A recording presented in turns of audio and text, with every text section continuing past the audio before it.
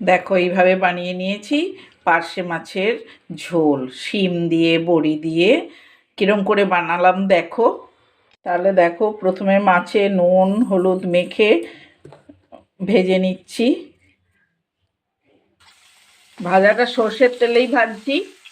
দেখো সব মাছগুলো ভাজা হয়ে গেছে, তার সঙ্গে কটা বড়িও ভেজে নিয়েছি। এখন ওই কড়াইতে দেব 5 ফোড়ন, 2টো তেজপাতা, চেরা কাঁচা লঙ্কা,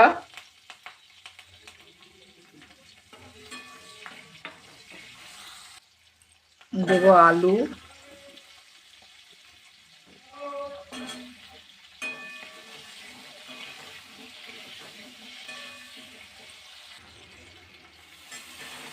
শিম দিয়ে দিলাম।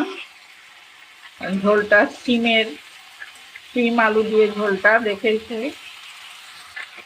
টমেটো দেব, নুন, জিরে, ধনে আর হলুদের গুঁড়ো জল দিয়ে ভিজিয়ে দিয়ে দিলাম।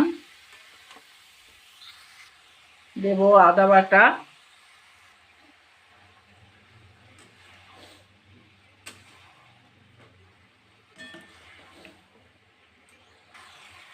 এবার এই জল দিয়ে দেব। ঝোলটা ফুটে গেছে, এবারে মাছ দেব। আলু শিম সেদ্ধ হয়ে গেছে, ভেজে রাখা পার্শে মাছগুলো দিয়ে দিচ্ছি, আর বড়িগুলোও দিয়ে দেব।